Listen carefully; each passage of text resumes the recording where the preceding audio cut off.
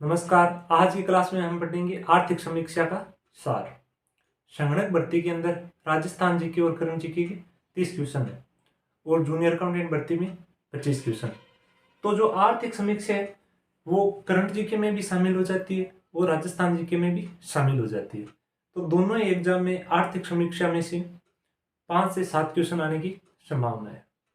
तो आप सभी आर्थिक समीक्षा टॉपिक का ध्यानपूर्वक अध्ययन करना। देखो, आर्थिक समीक्षा सार में सकल राज्य घरेलू उत्पाद यानी जीएसडीपी, एक तो होता है सकल और एक होता है शुद्ध। सकल और शुद्ध में क्या अंतर है? हमेशा सकल है वो ज्यादा होगा और शुद्ध है वो हमेशा कम होगा। जैसे मान लो कोई एक आदमी पैसे कमा रहा है मशीनरी से उत्पादन करके, सेम ही वही कंडीशन राज्य में लागू होती है। तो उसने एक साल के 5 लाख रुपए कमाए। अब कमाई तो दिख जाएगी 5 लाख, वो तो आ जाएगी सकल में। अब उसने मशीनरी से काम किया तो मशीनरी भी अपनी 2-4 लाख की मशीनरी थी, उसमें भी कुछ घिसावट आई है, वो भी पुरानी हो गई, उसमें मान लो 50,000 की घिसावट आ गई। तो अब अपना जो शुद्ध राज्य घरेलू उत्पाद है वो कितना बचा? 5 लाख में से 50,000 की तो अपनी वो मशीनरी वाली लागत चली गई, तो शुद्ध कितना बचेगा? 4.5 लाख रुपए। तो हमेशा सकल राज्य घरेलू उत्पाद ज्यादा होता है, शुद्ध हमेशा कम होता है। लगभग लड़कों ने जिन्होंने तैयारी करी उनको ये बेसिक बेसिक चीजें पता है, लेकिन फिर भी मैं एक नॉलेज के लिए नए लड़कों के लिए बता देता हूँ। तो सकल हमेशा ज्यादा होगा, शुद्ध हमेशा कम होगा। ठीक है। अब देखो जीएसटीपी, ये भी दो मूल्य पर होती है, एक होती है प्रचलित मूल्य पर और एक होती है स्थिर मूल्य पर। जहां भी स्थिर मूल्य की बात आई वहां पर आप आधार वर्ष समझ लेना 2011-12, यानी अभी अपना आधार वर्ष क्या चल रहा है? 2011-12। तो प्रचलित मूल्य पर देखो कितना है। प्रचलित मूल्य पर अपनी जीएसडीपी है वो है 14.14 लाख करोड़। एक एक डाटा को ध्यान लगाकर देखना, हर एक डाटा से प्रश्न बनेगा। ये नहीं बताऊंगा ये प्रश्न इस एग्जाम में है। मान लो कि जो ये डाटा बोर्ड में लिखे है ना, कोले लेक्चरर आरएस दोनों में से मिलाकर 8 क्वेश्चन आए हैं इतने से डाटा में से। तो जीएसडीपी प्रचलित मूल्य पर कितनी है? 14.14 लाख करोड़। ठीक है। और इसमें वृद्धि दर कितनी रही? 16.04%, यानी पिछले साल की बजाय 2022-23 में 16.4% की क्या हुई? वृद्धि हुई है। और कुल थी कितनी? 14.14 लाख करोड़। फिर जीएसडीपी स्थिर मूल्य पर, स्थिर मूल्य पर इससे कम होगी। ठीक है। तो स्थिर मूल्य पर कितनी है? 7.99 लाख करोड़। कम क्यों होगी? क्योंकि आधार वर्ष क्या है? 2011-12, यानी अब जो चीज 100 रुपए की है वो 2011-12 में 21 रुपए कितने रुपए की थी। तो अब जो यदि 100 की है तो 2011-12 में वो 50 रुपए की होगी, 60 रुपए की होगी, उस हिसाब से। तो देखो स्थिर मूल्य पर है वो कितनी है? 7.99 लाख करोड़। प्रचलित मूल्य पर तो 14.14 लाख करोड़ है जीएसटीपी, और स्थिर मूल्य पर है 7.99 लाख करोड़। वृद्धि दर कितनी है? 8.19। ये पिछले वर्ष की बजाय निकाली जाती है, पिछले वर्ष से इस वर्ष में कितनी ज्यादा वृद्धि हुई। ठीक है। 4 घट है, याद कर लो। जीएसटीपी प्रचलित मूल्य पर 14.14 लाख करोड़ और स्थिर मूल्य पर 7.99 लाख करोड़। जीएसटीपी प्रचलित मूल्य में वृद्धि दर 16.04% और स्थिर मूल्य पर वृद्धि दर 8.19%। नेक्स्ट देखो, शुद्ध राज्य घरेलू उत्पाद यानी एनएसटीपी। एनएसटीपी है वो प्रचलित मूल्य पर कितनी है? एनएसटीपी प्रचलित मूल्य पर है 12.60 लाख करोड़ और वृद्धि दर हुई है उसमें 16.10। जो जीएसटीपी है उसमें 16.4 की है और एनएसटीपी में 16.10 की है, यानी प्रचलित मूल्य में इनमें ज्यादा डिफरेंस नहीं है। ठीक है।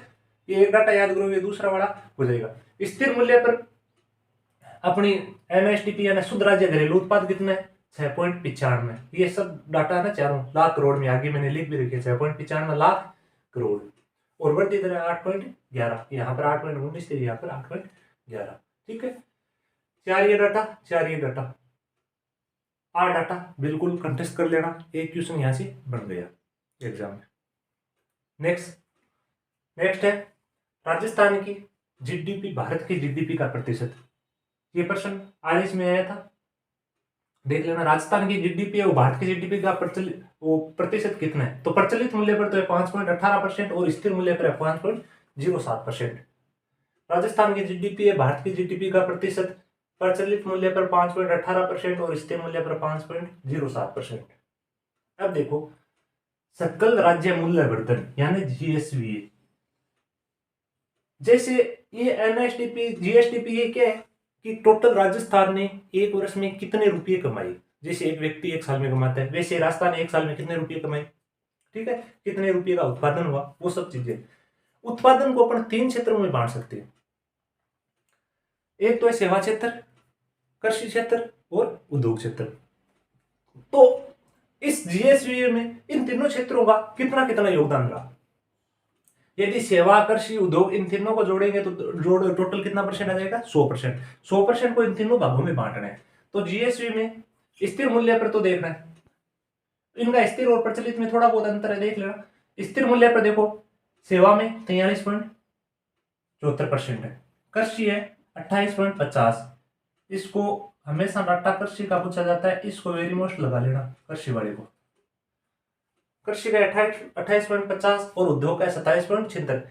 इन तीनों को जोड़ेंगे तो टोटल प्रतिशत कितना बन जाएगा, 100%। यानी टोटल राज्य के जो उत्पादन था उसको इन 3 क्षेत्रों में बांट लिया। सेवा क्षेत्र 43.74, कृषि 28.50, उद्योग 27.76। स्थिर मूल्य पर। प्रचलित मूल्य पर सेवा 43.74, यानी सेवा क्षेत्र है स्थिर और प्रचलित दोनों पर सेम है। कृषि में थोड़ी वृद्धि हुई है, स्थिर पर 28.50 थी और प्रचलित पर 28.95। उद्योग है उसमें थोड़ी कमी होगी, उद्योग है 27.76 और प्रचलित मूल्य पर 27.31। ये तीनों का क्षेत्रवार योगदान। अब इसमें एक चीज और याद रखना, इनकी भी वृद्धि दर पूछी जाती है। आरएस वाले एग्जाम में पूछी थी वृद्धि दर स्थिर मूल्य पर। तो स्थिर मूल्य पर जो कृषि क्षेत्र है इनमें तो वृद्धि है 5.2% वृद्धि दर, ठीक है, स्थिर मूल्य पर। उद्योग है इसमें है 6.3%, ये वृद्धि दर लिख रहा हूं मैं ऊपर, ठीक है। और सेवा क्षेत्र है इसमें 10.7%। यदि स्थिर मूल्य पर तीनों क्षेत्रों में वृद्धि पूछे तो कृषि में 5.2, उद्योग में 6.3 और सेवा में 10.7% ये वृद्धि है। और हाँ, आपके तो एग्जाम में मेरे हिसाब से इतने डीप से क्वेश्चन नहीं आएगा, फिर भी मैं बताता हूं आपको, क्योंकि आरएस और कॉलेज लेक्चरर दोनों में इस प्रकार के प्रश्न पूछे गए थे। जैसे सेवा क्षेत्र है, सेवा क्षेत्र को भी क्या है कि अलग अलग क्षेत्रवार बांट रखा है आगे। और सेवा में क्या आएगा, बीमा है, बैंकिंग है, ये सब सेवा क्षेत्र में आ जाएगा। कृषि में खेती है, पशुपालन, मत्स्य पालन, ये कृषि में आ जाएगा। उद्योग में निर्माण, विनिर्माण, वो सब इसमें आ जाएगा। तो इनको भी बांट रखा है। इनमें आगे पूछते हैं कि इनमें पहला स्थान किसका है, इनमें किसका है, इनमें किसका है। तो मैं पहला जो स्थान है वो बता देता हूं आपको। जो सेवा है इसमें है पहला स्थान। सेवा क्षेत्र का यदि पहला स्थान पूछ ले सेवा में आगे, तो व्यापार, होटल और जलपान गृह। व्यापार सेवा क्षेत्र में पहला स्थान किसका है, व्यापार, होटल और जलपान गृह का। कृषि क्षेत्र में पहला किसका है, कृषि क्षेत्र में पहला है पशुपालन का। अब आपको पूछ ले कि कृषि, तो आप क्या करोगे, यदि आपका ये पढ़ा हुआ नहीं है तो आप करोगे सीधा फसल, वहां पे फसल ऑप्शन होगा, पशुपालन होगा, मत्स्य पालन होगा, फसल का करके आओगे। लेकिन कृषि में पहला स्थान किसका है, पशुपालन का। और उद्योग में इनमें है विनिर्माण यानी मैन्युफैक्चरिंग। उद्योग में पहला स्थान किसका है, विनिर्माण का है, ठीक है। तो इन डाटा के साथ इनकी स्थिर मूल्य पर वृद्धि दर बता दी मैंने, इनमें पहला स्थान किसका वो भी बता दिया। अब देखो प्रति व्यक्ति आय, प्रति व्यक्ति आय को क्या कहते हैं, पीसीआई भी कहते हैं, पर कैपिटा इनकम, ठीक है। पीसीआई देखो प्रति व्यक्ति आय यानी राज्य का प्रत्येक व्यक्ति है साल के कितने रुपये कमा रहा है। इनमें भी स्थिर मूल्य और प्रचलित मूल्य, स्थिर मूल्य का जहां भी नाम है इसका मतलब है 2011-12 के आधार पर निकालिए। तो स्थिर मूल्य पर तो है 86,134 रुपये और प्रचलित मूल्य पर है 1,56,149 रुपये। यानी आज के दिन एक व्यक्ति है वो 2022-23 के आधार पर 1,56,149 रुपये कमा रहा है। और उसको यदि 2011-12 के आधार पर निकाले तो 86,134, यानी अभी के 1,56,149 रुपये, उस टाइम के 86,134 रुपये। स्थिर मूल्य पर कैपिटा इनकम 86,134 और प्रचलित मूल्य पर 1,56,149। 49, ये याद रखना। अब देखो कुल खाद्यान्न उत्पादन कितना है? 253.99 लाख मेट्रिक टन। इसको 254 भी आप कह सकते हो, 0.99 आ गया तो, यानी मोटा मोटी याद रखो कुल खाद्यान्न उत्पादन तो 254 लाख मेट्रिक टन। खाद्यान्न उत्पादन 254 लाख मेट्रिक टन। खाद्यान्न उत्पादन को भी क्या है कि अलग अलग भागों में बांटते हैं। जैसे खाद्यान्न में क्या क्या शामिल होता है? पहला तो इनका वर्गीकरण है अनाज और दाल की, अनाज कितनी है दाल कितनी है। दूसरा खाद्यान्न है वो रबी में कितना हुआ खरीफ में कितना हुआ। तो ये सब चीजें आप फसल वाला टॉपिक पढ़ो, वहां देख लेना। इतना ज्यादा डीप से जो संगणक और जूनियर अकाउंट है उनके आगे एग्जाम में पूछने के चांसेस तो कम ही है, फिर भी पता नहीं। अधिष्ठापित क्षमता ऊर्जा की, यानी ये पूछ ले कि टोटल ऊर्जा का उत्पादन कितना है, तो अपन कहेंगे 23,487 मेगावाट ऊर्जा का उत्पादन पूछे। पिछले संगणक के पेपर में ये पूछा हुआ है कि 23 ये ऊर्जा का उत्पादन है 2018 वाले पेपर में टोटल ऊर्जा की अधिष्ठापित क्षमता कितनी है, तो 23,487 मेगावाट। थोक मूल्य सूचकांक है वो कितना है? थोक मूल्य सूचकांक का नाम आते हैं, सबसे पहले तो इनका आधार वर्ष याद रखना। सबका आधार वर्ष मैंने बताया 2011-12, लेकिन थोक मूल्य सूचकांक है इनका आधार वर्ष क्या है? 1999 2000। यदि आधार वर्ष पूछा जाए तो 1999 2000 है थोक मूल्य सूचकांक का। ये प्रश्न बहुत ही बार एग्जाम में पूछा गया है, अलग अलग एग्जाम में, छोटे एग्जाम में, मोटे एग्जाम में। थोक मूल्य सूचकांक आधार वर्ष क्या है? थोक मूल्य सूचकांक आधार वर्ष क्या है? 1999 2000 है। अब देखो थोक मूल्य सूचकांक कितना है? 388.29। अब इसका क्या अर्थ समझे आप कि जो वस्तु 1999 2000 में 100 रुपए की थी वो अब कितने की मिल रही है? 388.29 की। तो अपने को आधार वर्ष ही पता नहीं है, फिर इनका करेंगे क्या? यानी 1999 2000 में जो 100 रुपए की थी वो अब 388 की मिल रही है। तो थोक मूल्य सूचकांक आधार वर्ष याद रखना, क्योंकि ये आपको याद हो या नहीं हो, लेकिन वो आधार वर्ष याद कर लेना। थोक मूल्य सूचकांक 388.29 और परिवर्तन कितना हुआ? 4.60%, यानी पिछले साल की बजाय 4.60% बढ़ है। फिर देखो उपभोक्ता मूल्य सूचकांक। उपभोक्ता मूल्य सूचकांक में आपको याद रखने केंद्र, क्योंकि इन केंद्रों में परिवर्तन हो गया। पहले क्या था? पहले 3 केंद्र ही थे, लेकिन अलवर की बजाय क्या था? यहाँ पर अजमेर था। अलवर की बजाय था अजमेर। पिछले कुछ सालों में अजमेर को तो हटा दिया और किसको शामिल कर लिया? अलवर को शामिल कर लिया। यानी उपभोक्ता मूल्य सूचकांक याद करने में केंद्र कौन सा नहीं है ये प्रश्न पूछे, ये चारों ऑप्शन दिए हो तो आप अजमेर कट कर देना, क्योंकि अब क्षेत्र को, अब जो उपभोक्ता मूल्य सूचकांक के केंद्र है अलवर है, भीलवाड़ा है और जयपुर है। भीलवाड़ा और जयपुर तो पहले भी थे, लेकिन पहले क्या है अजमेर था इनके साथ, अब है अलवर, क्योंकि अलवर में औद्योगिक क्षेत्र बढ़ गया है और उपभोक्ता मूल्य सूचकांक है वो जो औद्योगिक श्रमिक वगैरह वहीं के लिए जाते हैं। अब देखो कुछ डाटा है यहां से, पिछले संगणक के पेपर में 2 क्वेश्चन आए थे, तो इन डाटा को एकदम अच्छे से याद कर लेना। ये सामाजिक जो जनसंख्या डाटा है, तो इनमें देखो जन्म दर कितनी है? 23.5 प्रति हजार, 23.5 प्रति हजार है।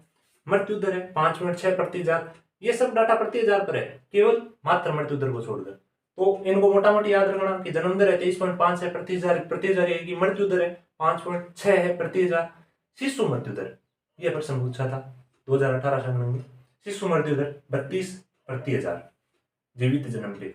शिशु मृत्यु दर है 32 प्रति हजार जीवित जन्म पे। मातृ मृत्यु दर कितनी है?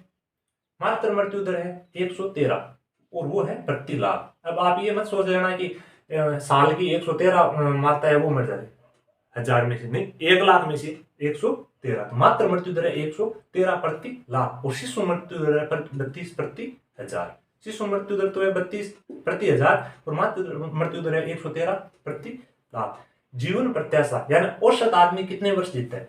तो वो है 69.4 वर्ष है औसत आदमी राजस्थान में जीता है। तो आर्थिक समीक्षा बहुत लंबी चौड़ी भी है, ठीक है, उसमें और भी बहुत सारे डाटा है।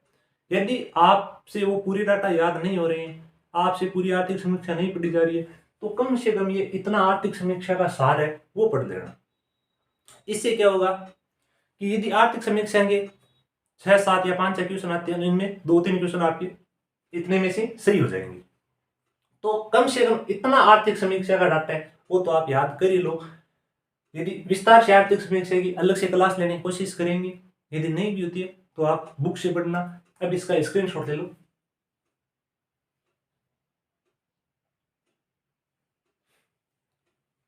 क्लास कैसी लगी कमेंट बॉक्स में ज़रूर बताना। Thank you.